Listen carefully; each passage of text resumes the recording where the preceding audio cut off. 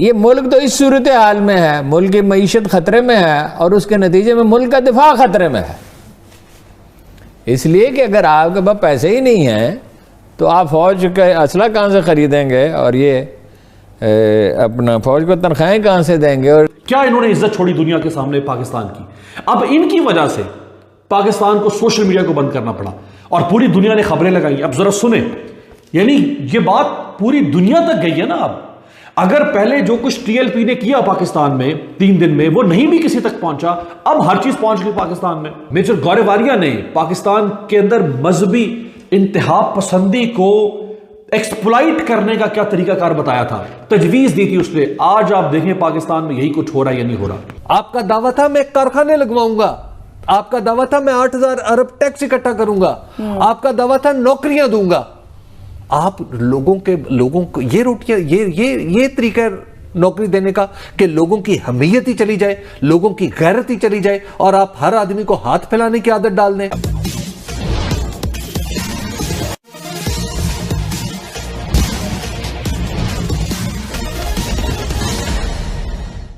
पाकिस्तान की आर्थिक स्थिति तो पहले से ही बदहाल थी, ऊपर से देश के अंदरूनी राजनीतिक हालात और कानून व्यवस्था की दिनों दिन चरबराती व्यवस्था पाकिस्तान को और बदहाली की ओर ढकेल रहे हैं।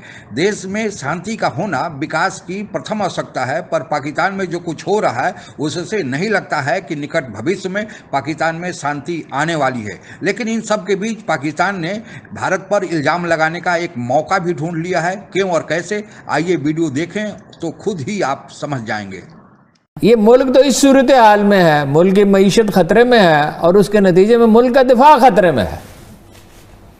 इसलिए कि अगर आपके पास पैसे ही नहीं हैं तो आप फौज का असला कहाँ से खरीदेंगे और ये अपना फौज को तनख्वाहें कहाँ से देंगे। और इतनी बड़ी सिविल सर्विस जो अपनी जितनी होनी चाहिए उससे 3 गुना बड़ी आपने पाल ली है। और फितने और बहुत से हैं, मसलन सिविल सर्विस नून लीग के साथ है। बेसिकली आज भी इनको तो घुड़सवारी करनी आती नहीं है, तो घोड़ा तो उसको नहीं बैठने देता अपने ऊपर जिसे वो पहचान लेता है कि ये घुड़सवार नहीं है। ऐसे कोई बच्चे चढ़ जाए घोड़े पे तो वो तो उसे फेंक देता है नीचे, बिल्कुल गिरा देता। जी, तो हुकूमत तो इन्हें करनी आती नहीं है, लेकिन बहरहाल इस वक्त जो इक़दाम किया वो तो ठीक किया। ठीक है, चलिए आपने नून लीग, लेकिन ये नहीं है सिर्फ सख्ती नहीं, बात भी करें, जो समझ सकते समझाएं। ये है इज्जत पाकिस्तान की करवाई जा रही है। पहले इन्होंने 3 दिन पाकिस्तान को यरगमाल बनाए रखा, कुछ नहीं इन्होंने पाकिस्तान की इज्जत और पाकिस्तान का भरम इन्होंने दुनिया में छोड़ा। इन्होंने पुलिस को मारा, इन्होंने गाड़ियां जला दी, इन्होंने मेट्रो स्टेशन पर हमले कर दिए, इन्होंने नंगी गालियां दी, इन्होंने कुफर के फतवे लगाए लोगों के ऊपर। क्या इन्होंने इज्जत छोड़ी दुनिया के सामने पाकिस्तान की। अब इनकी वजह से पाकिस्तान को सोशल मीडिया को बंद करना पड़ा और पूरी दुनिया ने खबरें लगाई। अब जरा सुने, यानी ये बात पूरी दुनिया तक गई है ना। अब अगर पहले जो कुछ टीएलपी ने किया पाकिस्तान में 3 दिन में वो नहीं भी किसी तक पहुंचा, अब हर चीज पहुंच गई पाकिस्तान में। मेजर गौरव आर्या जो कि इंडियन आर्मी के रिटायर्ड मेजर है और डिफेंस एनालिस्ट है और बहुत बड़ा क्रिटिक है ये पाकिस्तान का। मेजर गौरव आर्या ने पाकिस्तान के अंदर मजहबी इंतहा पसंदी को एक्सप्लॉइट करने का क्या तरीकाकार बताया था, तजवीज दी थी उसने। आज आप देखें पाकिस्तान में यही कुछ हो रहा है या नहीं हो रहा। सुने मेजर गौरव आर्या क्या कहता है। ये मौलवी बिल्कुल हमारे एजेंट बन सकते हैं पाकिस्तान में। और कैसे बनेंगे?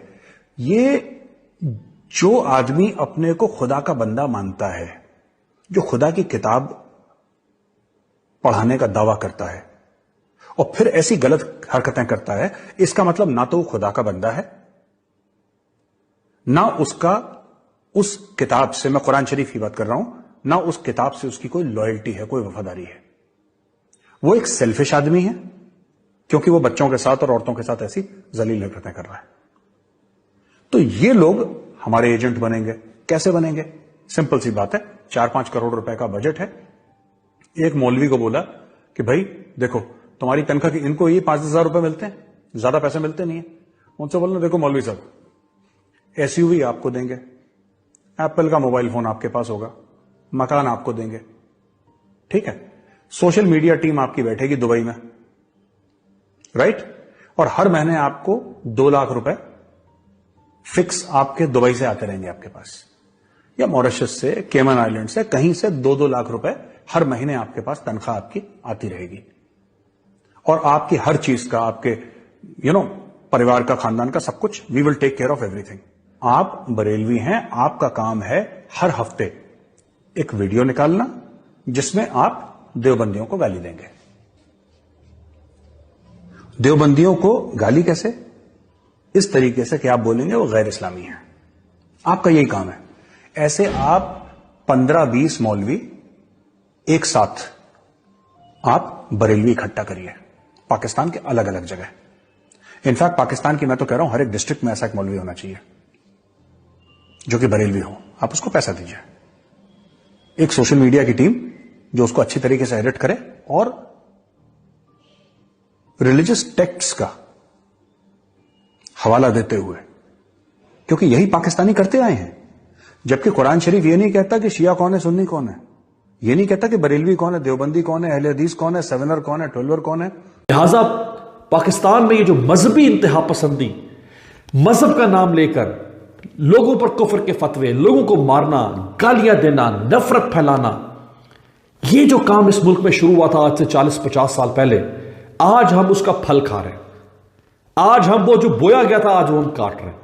और ये दुनिया को पता है कि अगर आपने पाकिस्तान में इंतशार फैलाना है, पाकिस्तान को बेखलफशार पैदा करना है, तो ये जो बात मेजर गौर वारिया ने कि इस पर काम कर लो। और ये होता रहा पाकिस्तान में। ये जो तालिबान, ये जो अलकायदा, ये जो यहां पे जो दहशतगर्दी होती रही इस्लाम के नाम पर पाकिस्तान में 16-17 साल तक, अब तो अल्हम्दुलिल्लाह पिछले 3-4 साल से अमन है। ये जो गले काटे गए, ये जो एपीएस पर हमला हुआ, ये जो हमारी फौज पर, पुलिस पे हमले हुए, जो मसाजिद और इमाम बारगाहों पर हमले हुए, जो जुलूसों पर और 12 रबीउल अव्वल पर हमले, ये किस नाम पे हुए? मजहब के नाम पे तो हो रहा। वो सब लोगों को एतमाद में लिया गया, अच्छा किया गया, इसलिए उनकी हमायत में तो कोई नहीं उठा। एक दो बयानात आए, बाकी लोग चुप कर गए, फिर रफ्ता रफ्ता खामोश हो गया। इनको मुआशरे की तायद नहीं मिलेगी। इन्होंने इतना जुल्म किया है, इतना जुल्म किया है। वो पुलिस वाला बेचारा, उसको 20 फुट नीचे फेंकना, हॉस्पिटल्स पे हमला, सरकारी जायदाद। ये किसकी जायदादें हैं? ये उन्हीं की थी, हमारी हैं। इस मुल्क का असास है, ये इमरान खान की तो नहीं है। और जो अल्फाज इस्तेमाल वो करते रहे, मैंने डिलीट कर दिया जो मुझे मैसेज भेजे लोगों ने। वो इंसान उसकी ताब ही नहीं ला सकता। गाली, ये इन्होंने शुरू किया जब ये किस्सा बहुत कई साल पहले, तो गाली से शुरू किया, ठीक है। अब उसमें फिरकावारियत का एलिमेंट आ जाता है। फिरके का क्या सवाल है? किसी फिरके को कोई आदमी हो जो गलत काम कर रहा है, ये तो देखिए ना जी, ये नहीं मकतब फ़िक्र के एतबार से तो उन पर कोई एतराज़ नहीं है, ये सवाद आज़म है। लेकिन ये है कि हमेशा मुश्तिल रहना, प्रोवोक्ड रहना, ये न सरकार की ज़ुबान है, न असहाब रसूल की ज़ुबान है, न अहले बैत की ज़ुबान है, न औलिया अल्लाह की ज़ुबान है, न हमारे अजीम फ़ुक़हा की ज़ुबान है।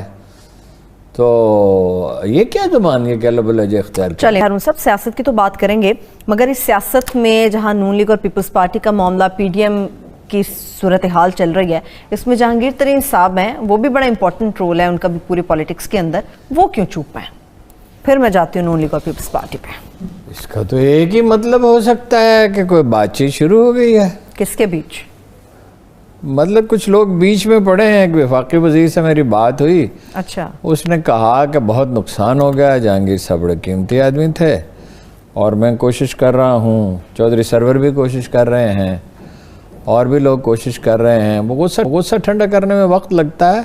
तो खान साहब के पास ना कोई ऑप्शन है सुलह के सिवा, ना जहांगीर के पास कोई ऑप्शन है सुलह के सिवा। मगर ये मुमकिन नहीं है, अगर ठोस कोई मामला लेकर जाएं तो तरीन साहब की, इमरान खान साहब की मुलाकात हो सकती है, मामले पर बात हो सकती है। मुलाकात ना भी हो, मतलब पहले फिजा हमवार हो जाए तो फिर उसके बाद मुलाकात भी हो। मुलाकात क्या ज़रूरी है भाई? इंसानों से गलतियाँ होती हैं। आप कोई फरिश्ते हैं खान साहब? आपसे गलतियाँ नहीं हुई? तो आपने इतने बड़े बड़े ब्लंडर किए, 50 लाख मकान और 1 करोड़ नौकरियाँ और ये और वो, और कितने यू टर्न लिए, फिर उसका कोई जस्टिफिकेशन भी नहीं दे सके। जंग बंद कर दी जाए और सियासी हाल निकाला जाए। भुट्टो साहब ने फाड़ के फेंक, भुट्टो साहब तो मुल्क तोड़ना चाहते थे, मुल्क टूटता तो नहीं, यहाँ की हुकूमत मिलती ना। सही। और शेख मुजीब रहमान भी तोड़ना चाहता था, मगर शेख मुजीबर रहमान ऐलान नहीं कर रहा। शेख मुजीबर रहमान इतनी सूबाई खुद मुख्तारी चाहता था कि वो कन्फेडरेशन बन जाती तो बन जाती ना, मगर जज्बात से मगलूब हम एक कौम है। इक़्तिदार हक तो उसी तक का था, 169 सीटें। इमरान खान को अल्लाह ताला ने हुकूमत करने के लिए थोड़ी पैदा किया है, हुकूमत तो उसको पता ही नहीं बेचारे को होती क्या है। यानी उसने ये जब सारी तैयारी की फसादियों से निपटने की, तो कोई ये नहीं सोचा कि इसके नतायज क्या होंगे। भाई अचानक सडनली गिरफ्तारी कर सारे बंदोबस्त करके करता ना, पुलिस डिप्लाई करता ना, बिल्कुल दुरुस्त, और रेंजर्स डिप्लाई करते और इसके बाद कर लेते। हुकूमत के लिए इन्होंने पैदा किया, इनको सजा देने के लिए पैदा किया, और ये लड़ेंगे आपस में। और जब अनादवर, याद रखिए, पहले होती है शिकायत, गीबत, फिर होती है शिकायत, शिकायत के बाद होती है जत्थादारी, जत्थादारी के बाद होता है बुग़्ज़। जत्थादारी का मतलब बुग़्ज़ अनाद पैदा हो गया। जब बुग़्ज़ अनाद हो जाए फिर वो आसानी से तहलील नहीं होता। भाई आप सीरियस होते हैं तो आपको सीरियसली लिया जाता है। कितने लोग हैं दफ्तरों में कि जिनको कोई सीरियसली लेता ही नहीं है, ना उनके माताहत उनकी सुनते हैं, ना उनके साथी उनकी सुनते हैं। भाई एक तो नॉन सीरियस आदमी है। हाँ, सबका भी हाल वैसे पतला ही है। तो ये अपना रटे हुए सबक दो। पनाहगाहों की पॉलिसी, ये लंगर खानों की पॉलिसी, मैं समझता हूँ, और ये एहसास प्रोग्राम, मैं समझता हूँ पाकिस्तान को, पाकिस्तान की कौम को बर्बाद करने के लिए इन 3 प्रोग्रामों का जितना ज्यादा किरदार होगा, इससे ज्यादा किसी का नहीं हो सकता। ये अब आज वजीर आजम सखर में अनाउंस फरमा रहे हैं कि 1 करोड़ 20 लाख खानदानों को आप पैसे देंगे। आपने 1 करोड़ नौकरियां देनी थी भाई, बिल्कुल। घर आप 1 करोड़ लोगों को भीख दे रहे हैं। आपने कारखाने बनाने थे, आप लंगर खाने बना रहे हैं। यहां प्रेस क्लब से आज मैं जब दफ्तर आ रहा था तो प्रेस क्लब के सामने लंगर खानों वाली वो गाड़ियां, मोबाइल लंगर खाने की गाड़ियां खड़ी हुई। यार ये क्या तरीका है? आज सानिया निश्तर जैसी आला खातून वजीर आजम को सखर में वहां पे प्रेजेंटेशन दे रही है। देखें जी, हमारे पास ये जो एक नंबर आएगा ना, शनाख्ती कार्ड नंबर, वो इस डेटा बैंक में जाएगा। 4 डेटा बैंकों में आप फकीर बनाने के लिए नंबर डाल रहे हैं। आपका दावा था मैं कारखाने लगवाऊंगा, आपका दावा था मैं 8,000 अरब टैक्स इकट्ठा करूंगा, आपका दावा था नौकरियां दूंगा। आप लोगों को ये रोटियां, ये तरीका नौकरी देने का कि लोगों की हमीयत ही चली जाए, लोगों की गैरत ही चली जाए, और आप हर आदमी को हाथ फैलाने की आदत डाल दें इस वजह से कि आपको इसमें कोई ऐब नजर नहीं आता। भाई ये पाकिस्तान है, इस मुल्क के लोगों को कोई काम पे डालें। वैसे तो पाकिस्तान के बदहाली के अनेकों कारण गिनाए जा सकते हैं, पर उनमें सबसे बड़ा कारण है यहाँ की कानून और व्यवस्था की बिगड़ती हुई समस्या। पाकिस्तान में मजहबी लोगों को इतना छूट दिया गया है कि वे एक दूसरे पर वर्चस्व कायम करने के लिए, अपने धर्म को ऊपर साबित करने के लिए आपस में ही लड़ते रहते हैं। आप लोगों को ज्ञात ही होगा कि पाकिस्तान एक सुन्नी बहुल देश है और यहाँ पर शिया सुन्नी के बीच टकराव की खबरें हमेशा आते रहती है। पर यह समस्या केवल पाकिस्तान तक ही सीमित नहीं है। सुन्नी मजहब के नेताओं को सऊदी अरब और यूएई यूनाइटेड अरब एमिरेट से समर्थन और धन मिलता है, और दूसरी तरफ शिया संप्रदाय के लोगों को ईरान से धन और समर्थन मिलता है।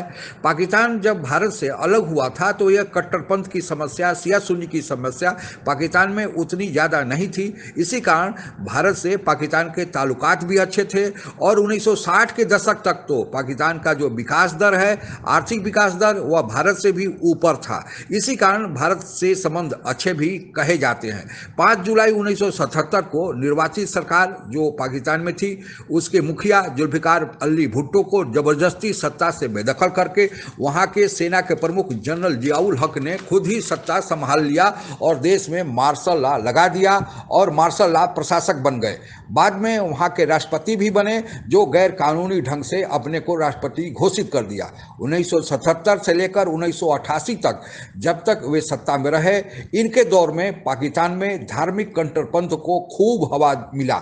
एक तो अमेरिका के कैंप में होने के कारण इनकी मजबूरी थी कि वे अफगानिस्तान में सोवियत संघ से लड़ने के लिए, जिसके लिए धर्म के नाम पर वहां कट्टरपंथियों को एक फौज तैयार किया गया, और ये कट्टरपंथी कोई और नहीं, तालिबान के नाम से ही कट्टरपंथी थे जो आज भी तालिबान के नाम से अफगानिस्तान में लड़ रहे हैं। इनकी फौज बनाई गई, और दूसरा खुद को सत्ता में बनाए रखने के लिए धार्मिक कट्टरपंथ को इन्होंने बढ़ावा दिया। इसके लिए उन्होंने निजाम मुस्तफ़ा, रूल ऑफ प्रॉफिट या इस्लामिक सिस्टम का शुरुआत किया, और यही से पाकिस्तान में औपचारिक रूप से कट्टरपंथ की शुरुआत हुई।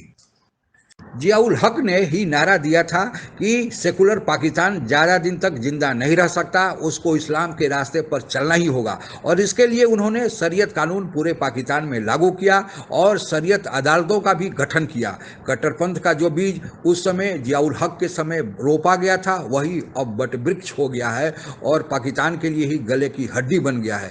जो यही कट्टरपंथी हैं इनको पाकिस्तान समय समय पर भारत में भी भेजता रहा है, लेकिन उससे ज़्यादा नुकसान ये पाकिस्तान का ही कर रहे हैं। पिछले दिनों तहरीक-ए-लबैक पाकिस्तान, जो पाकिस्तान की ही एक कट्टरपंथी धार्मिक पार्टी है, उसने जो 3 दिन तक पाकिस्तान के सड़कों पर तांडव मचाया, इसी का एक उदाहरण है कि भारत से ज़्यादा उसने नुकसान पाकिस्तान का ही किया, पाकिस्तान की छवि को ही विश्व में दूषित किया और पाकिस्तान की छवि को बिगाड़ा। हालांकि कहा जाता है कि इसके बनाने के पीछे भी पाकिस्तानी सेना का ही हाथ रहा है। जो एक काला धब्बा आतंकवाद का पाकिस्तान के नाम पर लगा हुआ है, उसी के कारण पाकिस्तान को FATF के ग्रे लिस्ट में रखा गया हो या UK द्वारा पाकिस्तान को हाई रिस्क कंट्री में शामिल किया गया हो या फ्रांस द्वारा अपने नागरिकों को पाकिस्तान से वापस बुलाने की बात हो या फिर किसी भी विदेशी देश द्वारा पाकिस्तान में इन्वेस्टमेंट न करना हो, सभी कारणों का आधार यही है कि यहाँ पर धार्मिक कट्टरपंथ इतना ज़्यादा है और उसके कारण कानून की व्यवस्था यहाँ पर बिगड़ी हुई है। पाकिस्तान को चाहिए कि अपने भीतर झांके, अपने यहाँ के दोषों को दुरुस्त करे। जब कोई देश कमज़ोर होगा तो दूसरे देश उस पर नज़र डालेंगे ही और उसका बेवजह फ़ायदा उठाएंगे। भारत पर दोष देकर पाकिस्तान अपने भीतर की कमजोरियों को नहीं छुपा सकता। पाकिस्तान को चाहिए कि वो अपनी कमजोरियों को दुरुस्त करे और विकास के मार्ग पर चले। इसी में पाकिस्तान का भी भला है और भारत का भी भला है। आज के लिए बस इतना ही। आप अगर हमसे जुड़ा रहना चाहते हैं तो कृपया मेरे चैनल को सब्सक्राइब करें तथा बेल आइकन भी दबा दें ताकि नई वीडियो की जानकारी तुरंत आप तक पहुंच जाए। धन्यवाद। जय